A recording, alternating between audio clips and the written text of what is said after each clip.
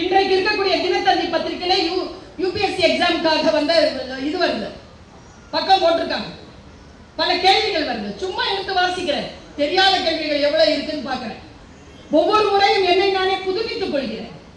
எனக்கு அவசியம் இல்லை, நான் அந்த எக்ஸாம் எழுத போறது இல்லை. ஆனா நாளைக்கு ஏதோ ஒரு விஷயம் பார்க்கின்ற பொழுது இது என்னன்னு கேட்டா பதில் சொல்ல தெரியணுமேங்கிற ஆர்வத்தில் நான் தேடுகிறேன். அறிவை தேடுங்கள் என் குழந்தைகள், நிறைய தேடுங்க.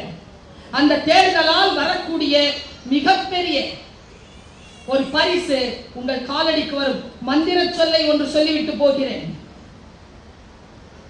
17 வயதில் இருந்து 25 வயதிற்குள் நீ எதை செய்வாயோ வாழ்க்கை முழுவதும் அதைத்தான் செய்வாய். Decide now. இவங்க சொன்னாங்கல்ல, உனக்கு எது ரொம்ப பிடிச்சிருக்கோ அதை எடுத்து படியில. இந்த வயதில் சில விஷயங்கள் பிடித்திருக்கும், ஆனால் அதற்குள்ளாக உன்னுடைய அடுத்த காலகட்டத்தில் 10 ஆண்டுகளுக்கு பிறகு வாய்ப்புகள் என்ன என்பதனை தேடு. 5 வருஷத்துக்கு அப்புறமா இது என்னங்கிறது தேடு. பாராமெடிக்கல் பத்தி சொல்றாங்கல்ல, பாராமெடிக்கல்ல per annum மேக்ஸிமம் எவ்வளவு சம்பாதிக்கலாம்னு பாரு. உள்ள இறங்கி டீடைல்டா போ. எனக்கு தெரிஞ்சு டீடைல்டா யார் தெரிஞ்சுக்கிறாங்களோ அவர்கள், நீங்க டீடைல்டா போகாதபடிக்கு உங்களுடைய காட்சி இந்த கேட்ஜெட் இருக்குல்ல, அது மைண்ட ஸ்டக் பண்ணுது கூடாது. ரொம்ப படம் பார்த்துட்டே இருந்தேன்னா, ரொம்ப ரீல்ஸ் பார்த்துட்டே இருந்தேன்னா இந்த சிந்தனா திறன் குறையும். கொஞ்சம் ஷார்ப்பா வச்சுக்கோ. ஒரு 4-5 வருஷம் வச்சுக்கோயேன்.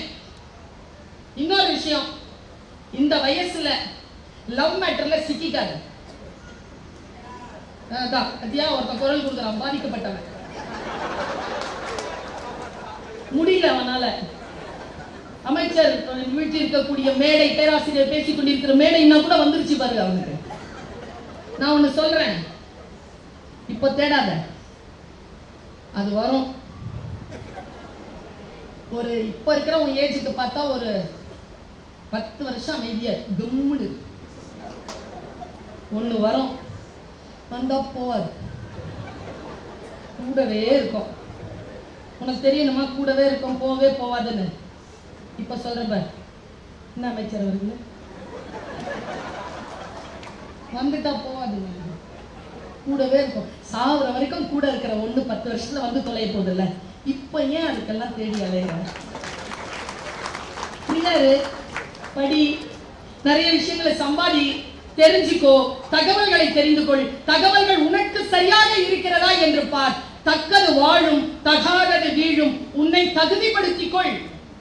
அறிவை விரிவுபடுத்து, அகண்டமாக்கு. விசால பார்வையால் விழுங்கு மக்களை. நான் செய்கிறேன், நீயும் செய். நான் ஒரு விஷயம் சொல்லவா? என்னுடைய யூஜிசி ஸ்கேல் இருக்குல்ல, டீச்சரா நான் போயிருக்கிறேன். செல்வகுமார் சார் அதை அழகா சொன்னேன். எத்தனை பேர் அதை கேட்டீங்கன்னு தெரியல. இந்த ஃபோர்ஸா பேச்சு போயிட்டே இருக்கும்போது சில நேரங்களில் மிஸ் பண்ணிடுறீங்க. உங்கள் மீது தான் எனக்கு கவலை. இப்ப பாருங்க, இப்ப என்னுடைய சம்பளத்தை, யூஜிசி சம்பளத்தை நான் மாற்ற முடியாது. எனக்கு அவ்வளவுதான் சம்பளம். ₹1 கூட கொடுக்க மாட்டாங்க. ஆனா நான் ஒரு அடிஷனல் குவாலிட்டியை வளர்த்துக்கிட்டேன். ஸ்பீக்கிங். Speaking skills. காலேஜ் முடிச்சதுக்கு அப்புறமா நான் பல மேடைகள், பல நாடுகளுக்கு போறேன். நான் சொன்னேன்ல, 31 நாடுகளுக்கு போறேன். ஒரு டிக்கெட்டை கூட என் சொந்த செலவுல வாங்கினது கிடையாது. ஆமாப்பா, நான் சொல்லவா, ஒரு வேலைக்கு போனேன்னு வச்சுக்கோயேன், அவங்க கொடுக்கிற சம்பளம் தான். நீ டேலண்ட வளர்த்துக்கிட்டு உன்னுடைய டேலண்ட் மூலமா சம்பாதிக்க ஆரம்பிச்சேன்னு வச்சுக்கோயேன், அந்த சம்பளத்தை நீயே முடிவு செய்யலாம். எத்தனையோ வெரைட்டி இருக்கு. எனக்கு தெரிஞ்சு ஸ்பீக்கிங் ஸ்கில்ஸ்ல 36 ல இருந்து 38 வகை இருக்கு.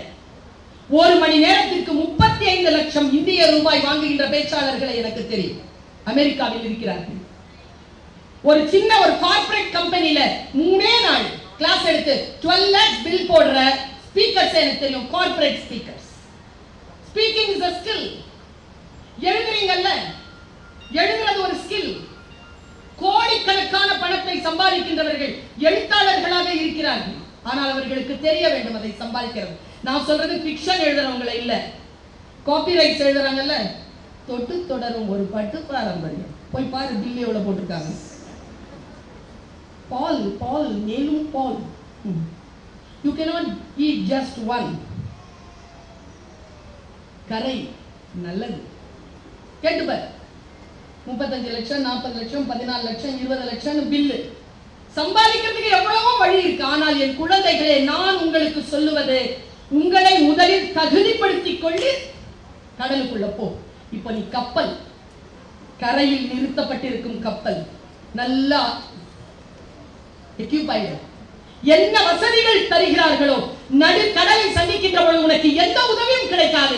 இந்த உதவியை வைத்து அந்த கட்டமைப்பை பலப்படுத்திக் கொண்டு கடலை சந்தி. இந்த டைம்ல என்ன கேட்டீங்கன்னா, 2 பேரோட மட்டும்தான் ஜாகிரதையா இருக்கணும் இந்த மாதிரியான ப்ரோக்ராம்ல. ஒன்னு வலதுபுறத்துல உட்காந்துருக்கு, ஒன்னு இடதுபுறத்துல உட்காந்துருக்கு. 2 தான் குப்பைகளை போடும், 2 தான் கான்சென்ட்ரேஷனை கலைக்கும். Never allow anybody to disturb your concentration. Concentration is everything. கவனம் தான் உலகத்தில் எல்லாமே. கவனம் சிதறினால் வாழ்க்கை சிதறும்.